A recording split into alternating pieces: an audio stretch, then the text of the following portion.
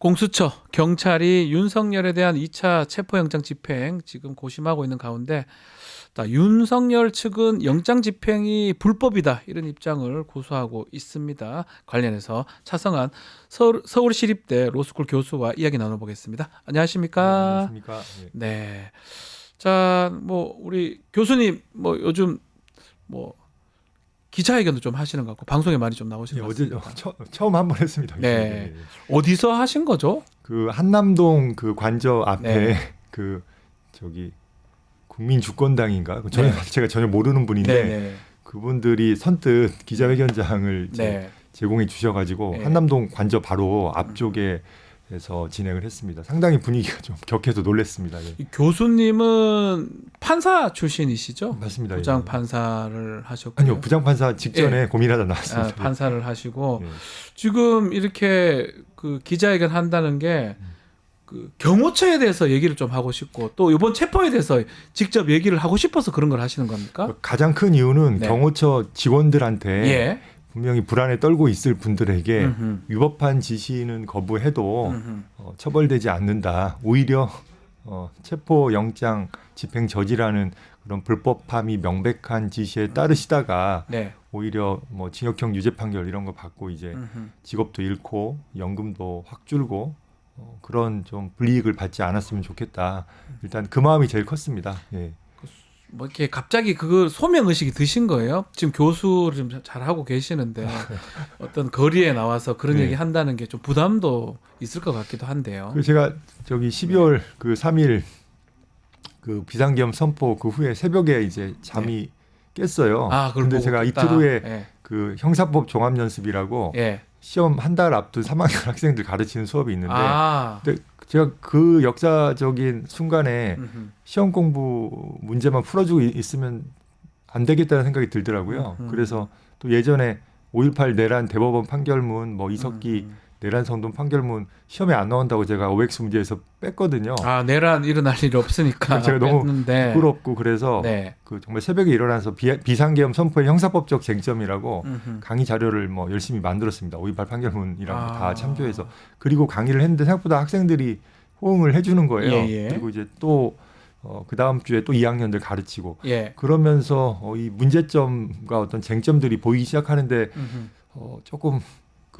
예를 들어서 공수처 이첩 요구에 대해서 경찰 검찰이 불응하는 거 되게 위험한 상황이었거든요. 네. 그러다가 이첩 요구 불응 상태에서 수사가 들어가면 위법 수사가 될 수 있거든요. 예. 그럼 공소기각이나 위법 수집 증거 배제 이 얘기를 아무도 안 하시는 거예요, 진지하게. 네. 그래서 네. 일단 제가 학자로서 음흠. 그 위험을 지적해야겠다. 음흠. 이제 그렇게 해서 제가 몇 년 동안 닫아둔 페북을 열고 아하. 또 그 사법농단 소위 사법농단 사태 때 모아둔 그 기자분들한테 단체 문자를 뿌리고 그런 행동을 시작했습니다. 갑자기. 예. 실제로 사법농단 때 그때 이제 우리 차상환 교수님 그 판사로 계셨던 네. 상황이고 그때 많은 또 언론에 이제 좀 주목을 받았었는데 그 이후로 지금 내란 때 또 계엄 상황을 보고 이거는 안 되겠다. 특히 이런 계엄이나 내란, 특히 공수처도 사실은 신생 기관이다 예, 보니까 예.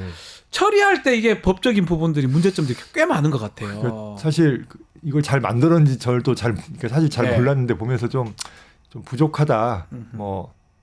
이제 이번에 체포 영장 집행을 잘 해낸다면, 네. 그러면 자기 가치를 증명한다면, 네. 그러면 좀 많이 곧 손봐서 좀 더 잘 작동하게 해야겠다. 만약에 실패하면 과연 이런 조직이 필요한가라는 의문이 들 수도 있을 것 같기도 합니다. 그렇죠. 예. 자, 그래서 지금 가장 중요한 거는 이제 체포 집행입니다. 네. 특히 경호처의 경호관들이 어쩌면 지금 그걸 막기 위해서 사실 고군분투하고 있는 상황이고 예, 예. 가족들도 있잖아요. 그 경호처 직원들 가족들. 맞습니다. 예. 그래서 칠문칠답 법률 상담 네. 그것을 지금 공개를 했는데 일단은 기본적으로는 예. 이게 거부해도 항명죄 처벌 안 된다. 예. 요건데 법적 근거는 있는 건가요? 예, 저기 박기훈 변호사님께서 네. 저보다 훨씬 잘 아시지만 물어보시는 것 그렇진 같은데 않습니다. 예. 예. 군인이 아니기 때문에 항명죄 적용이 아니죠. 네. 그러니까 공무원은 아예 항명죄라는 것이 없고 군인이 다만 아니다. 예.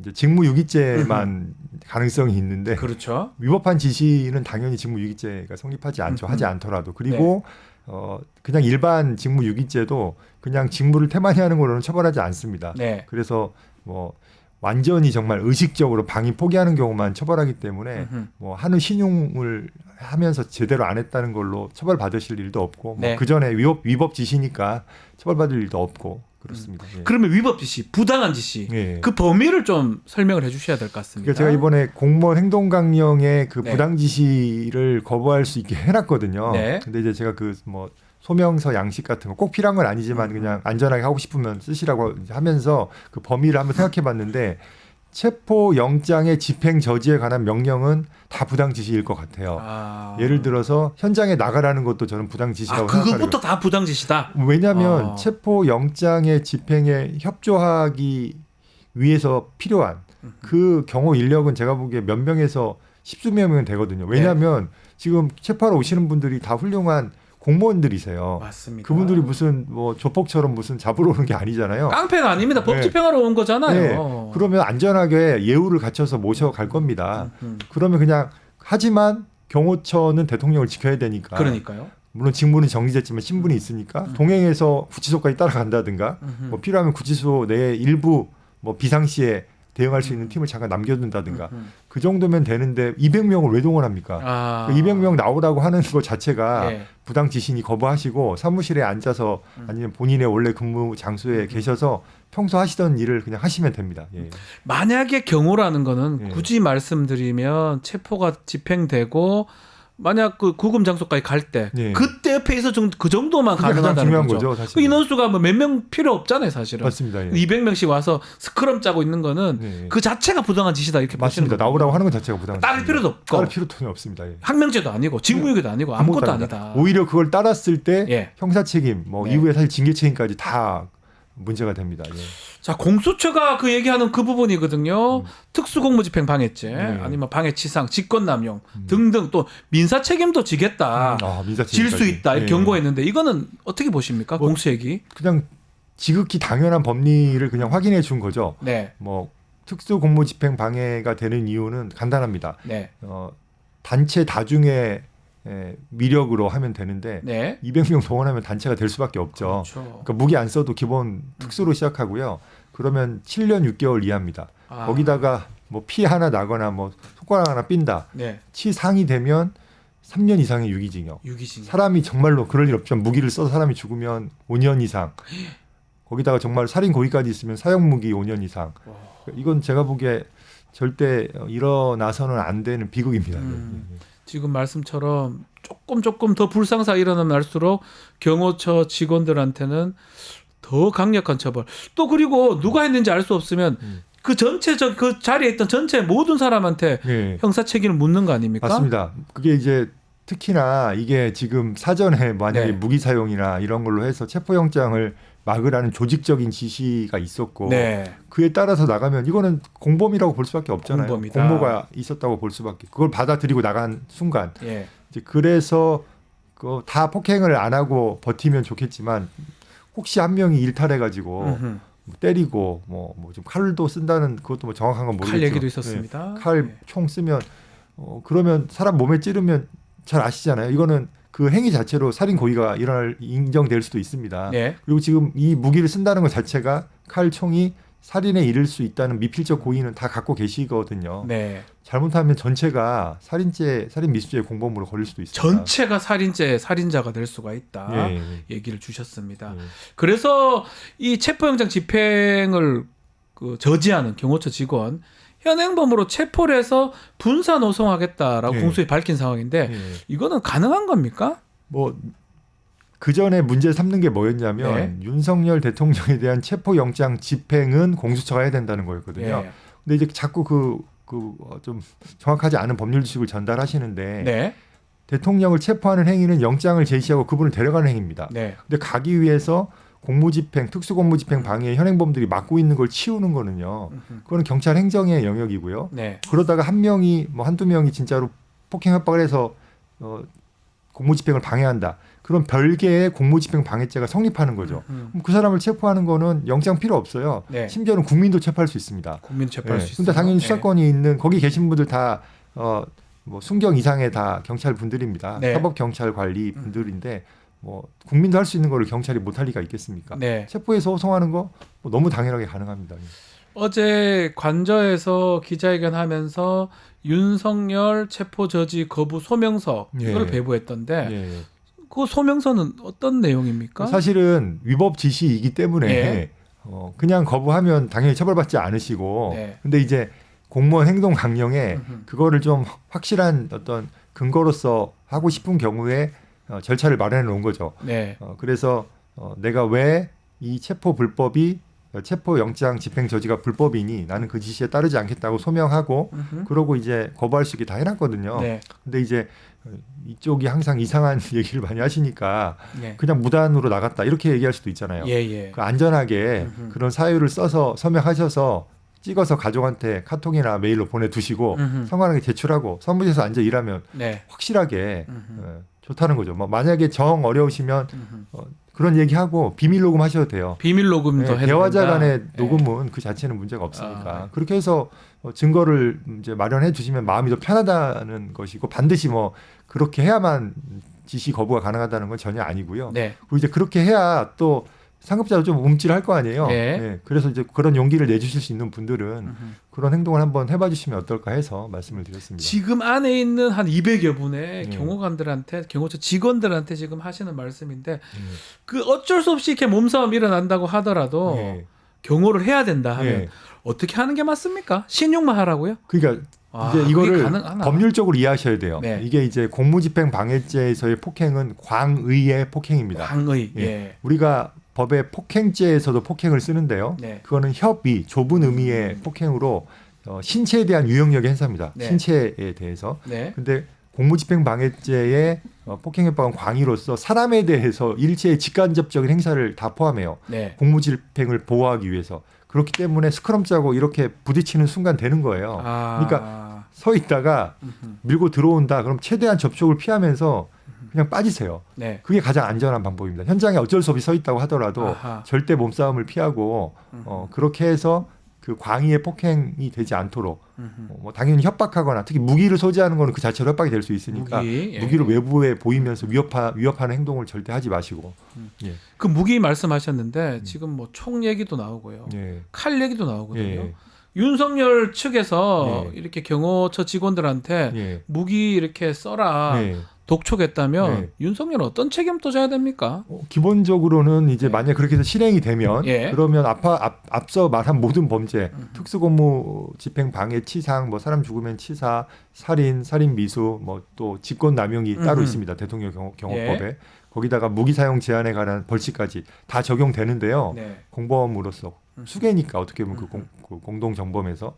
근데 더 중요한 거는 저는 이것은 새로운 내란 행위의 선동이다. 아, 내란 선동으로 보시는 거군요. 제가 이석기 그 통합진보당 그 예. 관련해서 내란 선동죄 유죄 판결문을 정독했습니다. 다 봤습니까? 예. 거기 보면 130명 앞에서 음흠. 유사시에 위기시에 음흠. 대한민국 시설을 뭐 무기로 타격하라 이런 얘기가 나오거든요. 유류 물류 뭐 이런 네. 얘기로 130명한테 그것도 일반인들이에요, 사실은. 그런 사람한테 해도 선동이 되는데 200명의 무기 정말 최고의 진짜 무기를 갖고 있는 최고의 그 요원들이잖아요. 요원들이죠. 그분들은 대통령을 지키는데 오죽하겠습니까? 그분들한테 칼이든 총이든 조직적으로 체포영장 막기 위해서 쓰라고 하는 거는 이건 거의 이제 전투를 벌이라는 수준이 되고 예. 그건 새로운 내란 또는 내란 이제 실행되면 내란, 실행 전에는 내란 선동이 될 수 있다고 생각을 합니다. 이석기 판례가 있습니다. 내란 음모죄, 내란죄로 지금 처벌된 이석기 판례에 따르면 윤석열이 지금 지시하는 이 내용들, 무기 사용 이렇게 독촉하고 이런 것들은 또 다른 내란죄가 성립할 수 있다라고 자성화 교수님께서 짚어주셨습니다. 윤석열 또 얘기 중에 경찰이나 이 체포영장 집행 불법이라고 얘기를 하면서 네.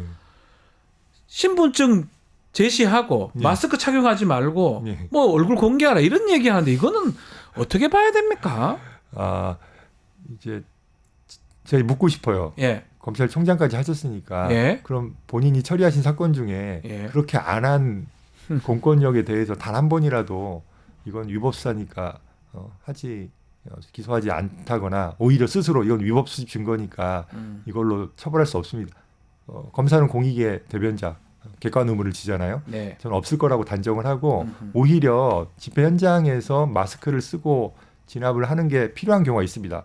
왜냐하면 그 세력이 특정한 경찰관 한 명을 찍어가지고 위협할 수도 있고 음흠. 그래서 뭐 마스크 쓰는 거는 저는 아무 문제가 없고 신분증 제시 같은 경우도 이거는 지금 그 현행범을 바로 급하게 그러니까요. 체포하는 건데 그 절차는 그런 식의 절차가 아닙니다. 그리고 심지어 그 어떤 그 판례가 예.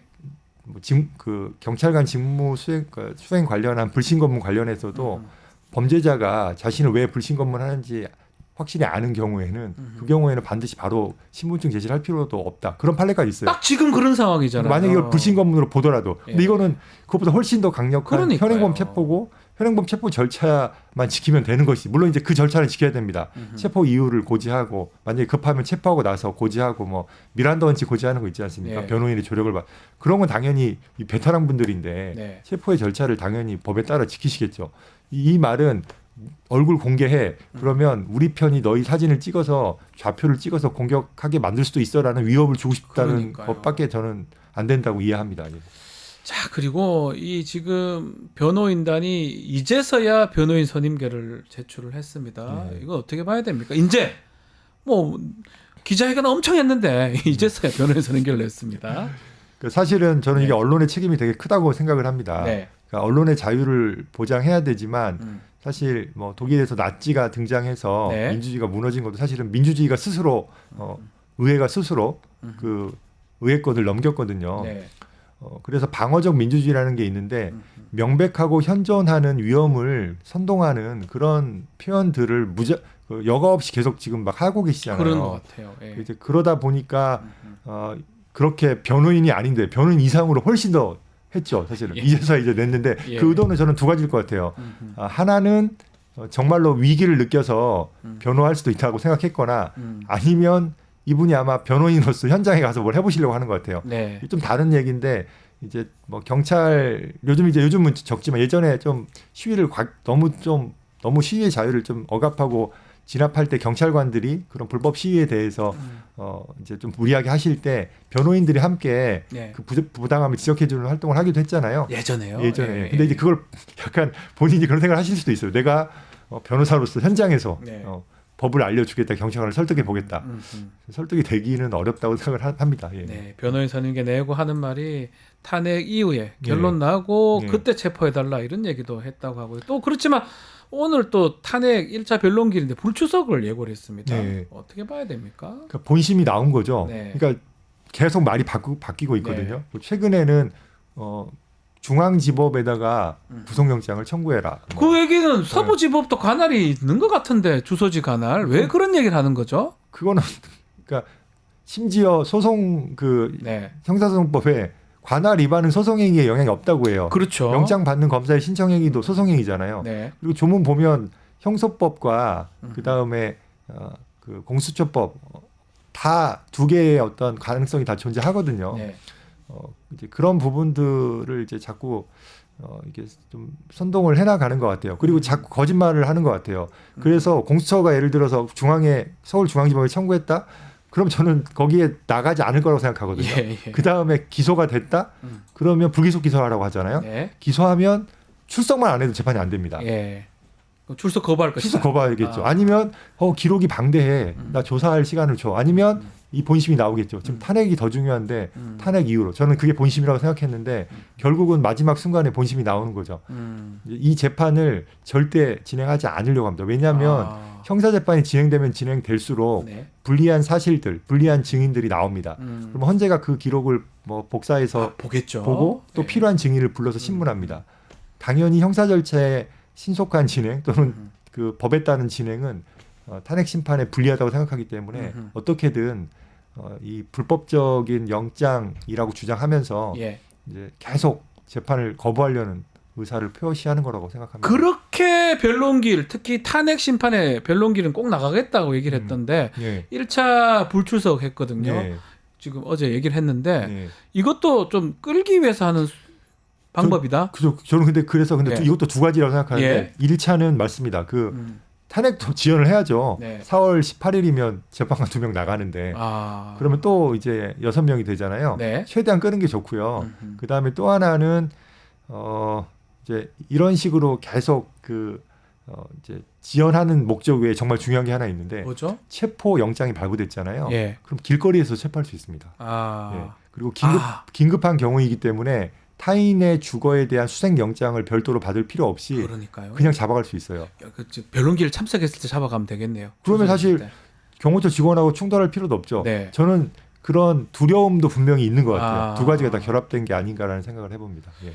이 사람입니까? 왜 이래 자꾸 이럽니까? 그 변호하는 사람들도 뭐 정말 왜 이런지 모르겠네요. 제가 그 면면을 봤는데 네. 좀 죄송한데 변호사로서 예. 실제 법원의 현장에서 예. 변호사로서 피의자를 또는 피고인을 변호하고 치열하게 법리 다툼을 하면서 그런 경력을 유지하신 분들이 아니더라고요. 네. 뭐 거의 정치인 수준의 분들도 많고 네.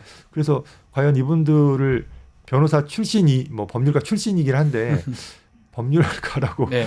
저희가 부를 수 있을지 좀 의문이 들기도 합니다. 예. 그렇죠. 부정선거 이런 거 믿는 사람들이 변호를 하고 있다고 보이는데요. 예.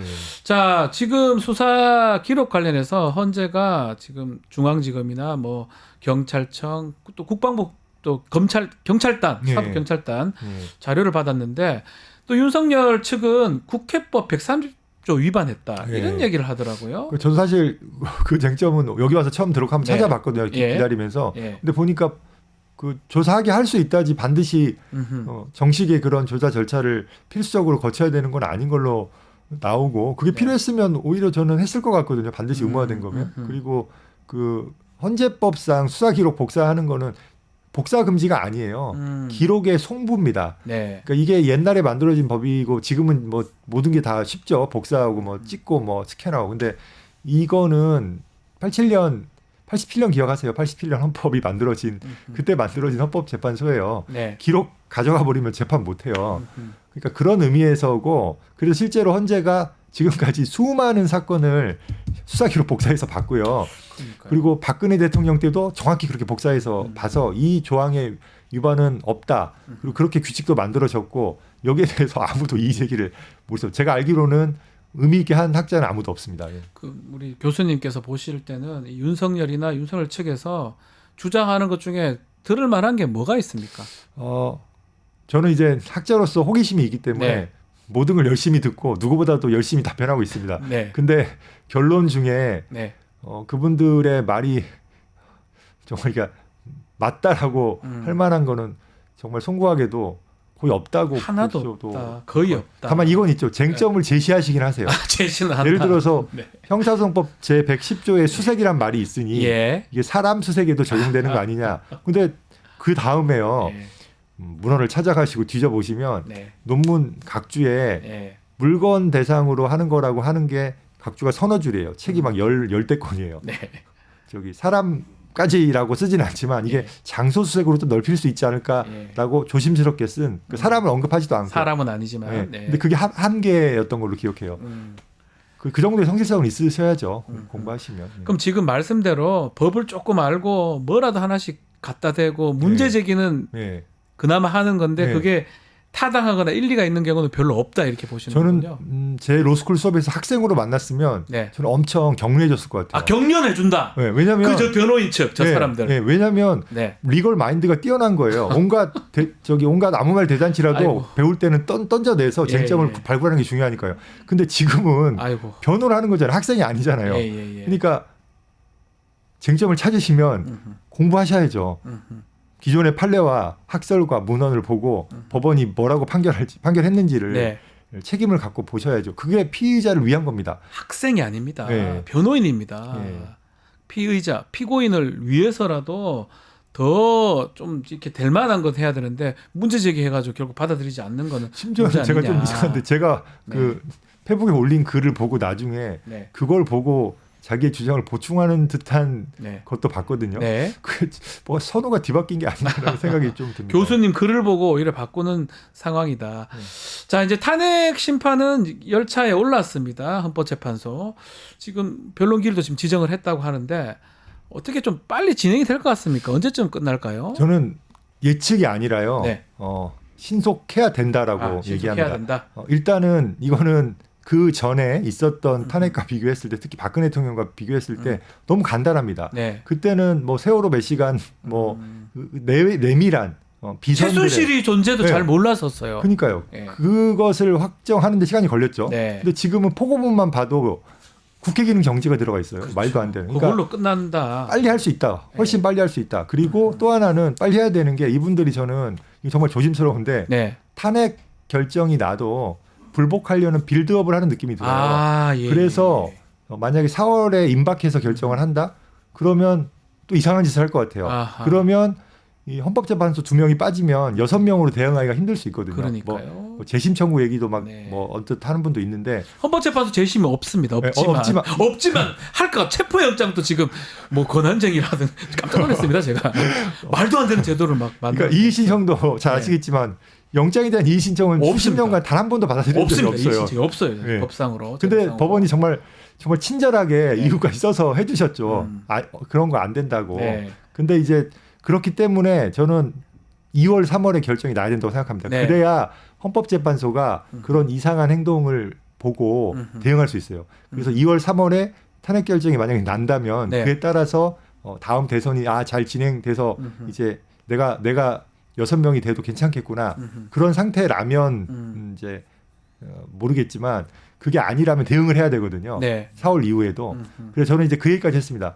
그 직무 계속 가처분까지 고민해야 된다. 정말 그러니까 2명이 퇴임을 하는 거가 만약에 그런 문제를 불러 일으킨다면 정말 최후의 수단으로 네. 뭐 아니면 여야가 합의해서 저는 법을 바꾸면 좋겠어요. 법을 개정해서 정말로 후임 재판관이 임명이 안 되는 그런 그러니까 비상 상황에는 임기를 지속하는 걸로 입법례가 많이 있습니다. 우리는 예. 그게 흠결돼 있는 겁니다. 근데 이제 그런 입법을 과연 이 반대쪽에서 받아줄지 국민의힘이 권한대행이 거부권 행사를 할지 안 할지 또 3분의 2 정족수를 또 재의결할 수 있을지 이런 이제 걱정이 되긴 하는데 반드시 입법으로 그 부분을 해결해 놔야 됩니다. 네. 그리고 그게 안 되는 경우에는 정말 직무계속 가처분이라도 좀 탄핵 불복이 이제 가시화되면 4월 초나 내릴 수 있게 그래서 헌재를 보호해야 됩니다. 지금 헌법을 수호하고 있는 중요한 역할을 헌법재판소가 하고 있습니다. 헌법재판소가 근데 하고 있으니까요. 헌법재판소 임명부터 거부하는 거는 자신들의 헌법을 파기하는 행위의 가장 큰 자기가 보기엔 적이겠죠. 헌법재판소인 거예요. 네. 수호자입니다. 수호자. 예. 그래서 이 9명의 완전체를 유지하는 것. 저는 그래서 지금 안 되고 계신 마은혁 이분도 마은혁 22일 날 변론한다고 하는데 그거 네. 어떻게 뭐 바로 될까요? 권한쟁의 그래서 그것도 이제 한다는데. 글을 올렸는데 헌법소원이 하나 제기돼 있거든요. 예. 근데 이제 지금 그로 인해서 국민들 헌법재판이 다 멈췄잖아요. 네. 그러니까 이 한 명을 임명하지 않은 임명 보류는 위헌이다. 네. 이런 헌법소원이 제기돼 있어요. 김정한 변호사님이 정말 네. 헌법을 지키고 계신데 예. 그게 반드시 인용이 돼야 됩니다. 그리고 혹시 그래도 안 되면 권한쟁의도 지금 돼 있잖아요. 네. 거기도 가처분이 신청돼 있습니다. 국회의장이 권한쟁의 네, 맞습니다. 근데 중요한 게 그 마은혁 재판과 관련해서 만약에 정말로 안 하면 임시지휘라도 왜냐하면 그 사람이 되는 거는 이미 국회 본회의 의결로 다 그렇죠. 정해졌고 임명만 하면 끝날 거 아닌데. 그렇죠. 거부할 재량도 없습니다. 없습니다. 다 변호사 자격 있고 다 훌륭한 예, 분들이고 법관이고 그래서 저는 임시지휘를 부여하는 가처분까지도 고려해야 된다. 헌법재판소로 완전체를 만들어서 헌법을 수호하는 역할을 반드시 맡겨야 된다. 그래서 제가 정말 조심스럽지만 탄핵 불복까지 고려해서 네. 임시지휘 부여 가처분, 그 다음에 직무계속 가처분, 이제 가능하다면 그 전에 입법으로 그런 네. 장치들을 만들어 놓는 노력이 꼭 필요합니다. 예. 알겠습니다. 자, 오늘 체포라든지 탄핵 심판 법적인 쟁점 뭐 이게 거의 처음 있는 일이다 보니까 연구가 거의 안 되고 있고 근데 우리 차성환 우리 시립대 교수님께서 많은 또 말씀을 주셨습니다. 자, 또 혹시 필요하면 다시 한번 더 예. 모셔서 얘기를 좀 듣도록 하겠습니다. 제가 마지막 한마디만 예, 해도 말씀 주십시오. 그러니까 제가 이제 글을 쓸까 말까 고민 중인 게 네. 만약에 경호처 이거 처음 하는 얘기입니다. 네. 여기서 분이 하다가 다치시잖아요. 네. 그럼 공무원 재해보상법상의 재해로 실업이라도 받을 수 있는지 건강보험은 범죄 행위로 인한 경우에 보장을 안 해줘요. 네. 이분들이 잘못하면 치료도 못 받고 치료도 못 받는다. 순직도 인정이 안 되고 좀 표현이 그런데 정말 명예롭지 않은 부상과 죽음이 돼서 정말 그런 일이 없겠지만 가족과 유족에게도 전혀 아무런 보상이 안 될 수도 있습니다. 그러니까 그건 제가 검토 중인데 예. 그런 것까지 좀 고민을 대통령이 하셔야 될 것 같아요. 자기 부하를 그런 사지와 하지 않을 것 같아요. 예. 지금 뭐 예. 딱딱 거래 돌아다니고 안 하는 것 같고 예. 어쨌든 간에 지금 경호처 직원들은 본인이 했을 때는 처벌도 처벌이지만 만약 다쳤을 때 어떠한 공무상 재해가 되지 않기 때문에 보상도 불가능하다. 그럴 수 있습니다. 네. 그렇다는 건 아니지만 예. 앞으로 우려스럽다는 겁니다. 그럴 가능성도 있으니까요. 예. 꼭 고려해 주시기 바라겠습니다. 자, 차성환 서울시립대 법학전문대학 교수와 함께했습니다. 오늘 말씀 감사합니다. 예, 감사합니다.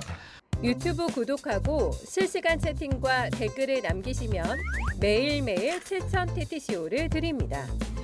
참여 방법은 통통물 어플을 다운로드하고 회원가입과 로그인을 해주세요. 마이페이지에서 나의 회원 고유 번호를 복사해주세요. 유튜브 구독 후 실시간 채팅이나 댓글창에 고유 번호를 한 번만 입력하면 준비 끝! 지금 유튜브 채팅과 댓글 쓰기 참여하고 7,000TTCO 받아가세요.